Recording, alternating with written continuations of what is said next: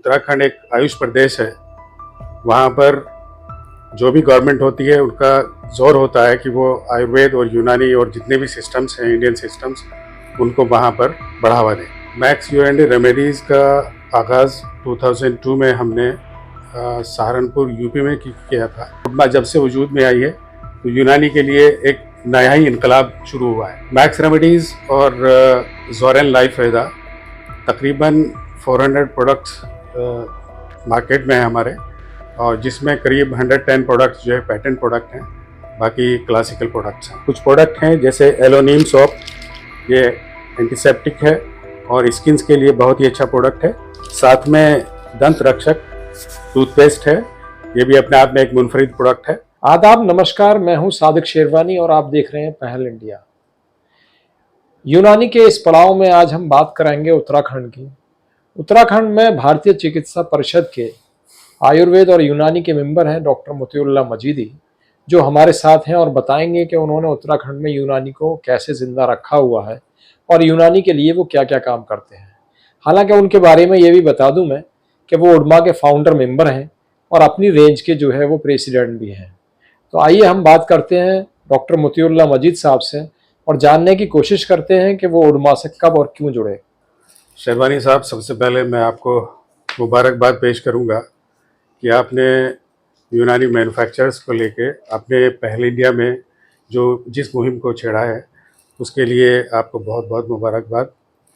और जैसा कि आपने पूछा है कि उत्तराखंड में यूनानी को लेके हमारी क्या सरगर्मी है, इसको मैं कहना चाहूँगा कि क्योंकि उत्तराखंड एक आयुष प्रदेश है, वहाँ पर जो भी गवर्नमेंट होती है उनका जोर होता है कि वो आयुर्वेद और यूनानी और जितने भी सिस्टम्स हैं इंडियन सिस्टम्स उनको वहाँ पर बढ़ावा दें। इसके साथ साथ ही जहाँ तक यूनानी पैथी का सवाल है, वहाँ हमें यूनानी को लेकर बड़ा संघर्ष करना पड़ रहा है, क्योंकि मैं आपको बताना चाहूँगा कि 2016 में राजकीय यूनानी मेडिकल कॉलेज की घोषणा हुई थी, जिसका आज तक भी निर्माण कार्य शुरू नहीं हो पाया है और उसके लिए हम बहुत बड़ी जद्दोजहद कर रहे हैं।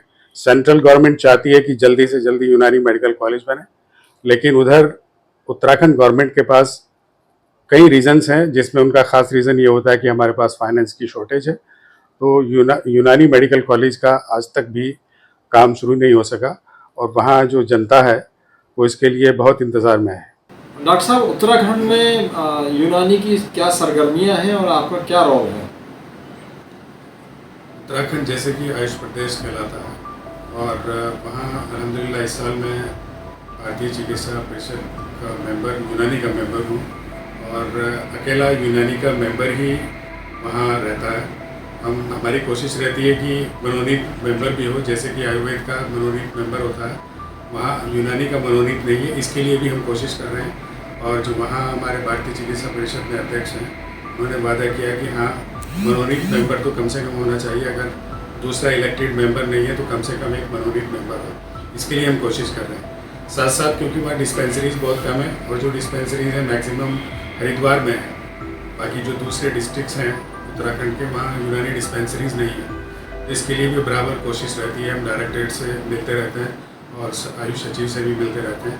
उनके वादे रहते हैं कि हाँ, जल्दी हम इस बारे में करेंगे और आप लेटर भेजिए, आप अपने मुकामी जो नेता हैं, पार्षद हैं, उनसे लेटर लिखवाइए, तब डिस्पेंसरी खोलेंगे। इस तरह की कुछ और सरगर्मियाँ चल रही हैं और अपने लेवल पे भी हम फ्री कैंप्स वगैरह यूनानी को फरोग देने के लिए लगाते रहते हैं। डॉक्टर साहब, क्या आपकी कंपनी हेल्थ और इस तरह के शरबत के अलावा भी कुछ प्रोडक्ट बनाती है?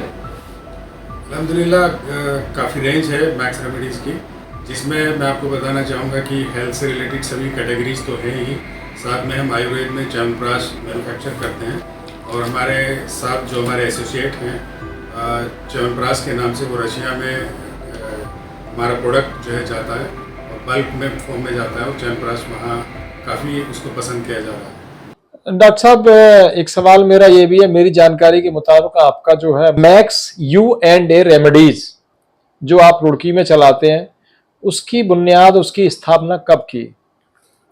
मैक्स यूएनडी रेमेडीज़ का आगाज़ 2002 में हमने सहारनपुर यूपी में किया था, उसके बाद 2006 में मैक्स रेमेडीज़ की बुनियाद हरिद्वार में, जो भगवानपुर में एस्टेब्लिश की गई, और 2002 में स्टार्ट करने के बाद अल्हम्दुलिल्लाह मैक्स रेमेडीज़ बहुत ही अच्छे तरीके से यूनानी की खिदमत भी कर रही है, और यूनानी के लिए जो भी पेशरफ्त हो सकती है वो हम अच्छे अंदाज में कर रहे हैं। मुझे पता चला है कि सहारनपुर में भी कोई कंपनी चलाते हैं आप आयुर्वेद और यूनानी की। जी, आपका अच्छा सवाल है। हमने एक्चुअली जैसे बताया कि 2002 में हमने स्टार्ट किया था मैक्स रेमेडीज़ को सहारनपुर में, तो उसका नाम बदल के ज़ोरेन लाइफ वेदा हमने किया 2010 में। तो 2010 में ज़ोरेन लाइफ वेदा वजूद में आई, और वहाँ अल्हम्दुलिल्लाह कई प्रोडक्ट मैन्युफैक्चर कर रहे हैं। उडमा से डॉक्टर साहब आप कब जुड़े और इसके जुड़ने की वजह क्या है? उडमा से मेरा जुड़ने का जो एक मुहिम बनी, हमारे कुछ मैन्युफैक्चरर्स थे जो अक्सर हम किसी भी एग्जीबिशन में आपस में मिलते थे, तो कुछ चुनौतियां होती हैं, कुछ इस तरह की मुश्किलात भी होती हैं जब आपस में बात करते हैं मैन्युफैक्चरर्स, और कंपटीटर होने के बावजूद भी हमारा जो आपस में राब्ता था वो बहुत अच्छा था। तो वही कुछ इस तरह की बातें सामने आई कि क्यों ना हम भी अपने एक एसोसिएशन बनाएं।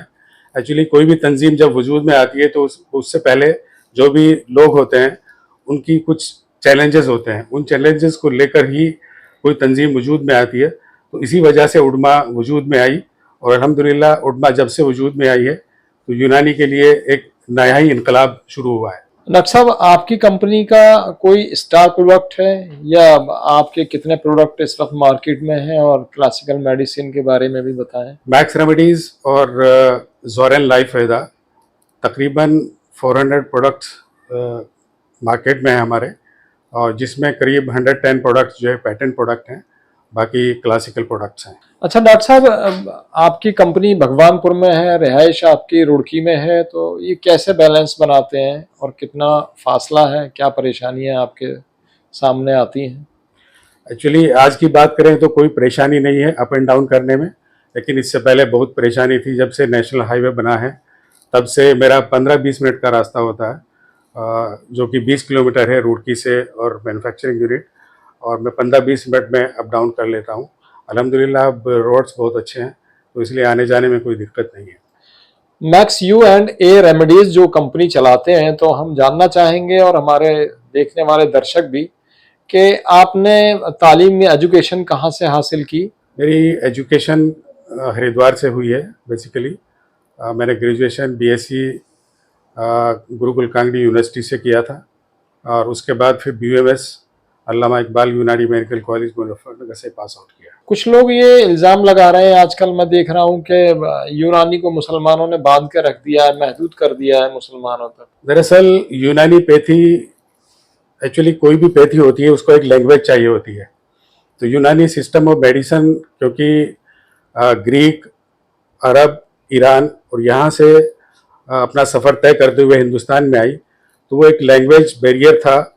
जैसे उर्दू और फारसी और अरबिक से जुड़ी हुई पैथी है, तो इस वजह से ये समझा जाता है कि जैसे ये मुसलमानों से जुड़ी हुई पैथी है। बेसिकली कोई भी पैथी, कोई भी सिस्टम ऑफ मेडिसिन किसी एक पर्टिकुलर कम्युनिटी से जुड़ा हुआ नहीं होता।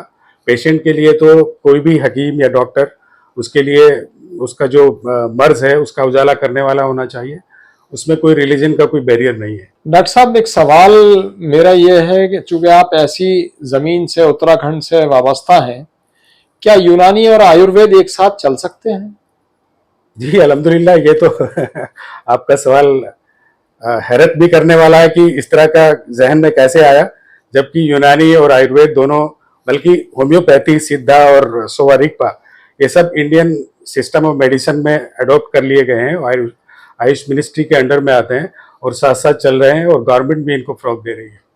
हमें तो ये भी मालूम है कि गवर्नमेंट की तरफ से आयुर्वेदा को ज्यादा रेस्पॉन्स दिया जाता है, यूनानी को बहुत ना के बराबर। देखो, 140 करोड़ लोगों का देश है, यहाँ पर मुस्लिम कम्युनिटी ज़्यादा वाबस्ता है यूनानी सिस्टम ऑफ मेडिसिन से, वही एक लैंग्वेज की वजह से, और दूसरे आयुर्वेद संस्कृत और हिंदी से जुड़ी हुई एक पैथी है। तो यहाँ अगर देखा जाए, हमारी जो भाषा है कह लीजिए कि हिंदी है, तो उस वजह से यही समझा जाता है कि आयुर्वेद को ज़्यादा बढ़ावा दिया जा रहा है। ये हमारे 4 वेदों से जुड़ा हुआ एक पैथी है, जिस वजह से एक लगाव सा भी होता है बेसिकली।